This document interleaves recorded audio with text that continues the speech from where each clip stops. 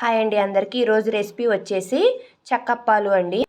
చెక్కలు అంటాం కదా, అవేనండి. వాటి కోసం అని చెప్పేసి ధనియాలు, జీలకర్ర, కరివేపాకు, పచ్చిమిర్చి, వెల్లుల్లి, అల్లం వేసి ఇలా గ్రైండ్ చేసుకున్నాను. తర్వాత వచ్చేసి 2 కప్పుల బియ్యం పిండి అండి.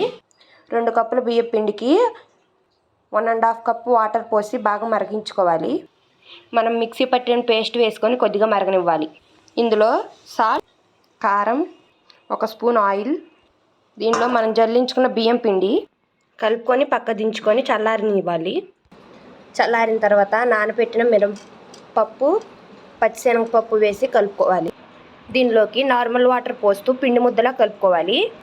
నాకు కావాల్సిన సైజులో అయితే బాల్స్ లాగా అయితే చేసుకున్నాను. బటర్ పేపర్కి ఆయిల్ రాసి నాకు కావాల్సిన సైజులో ఒత్తుకున్నాను. ఇలా ఉంటే సరిపోతుంది. ఆయిల్ హీట్ అయిన తర్వాత ఒక్కొక్కటిగా వేసుకొని ఫ్రై చేసుకుందాం.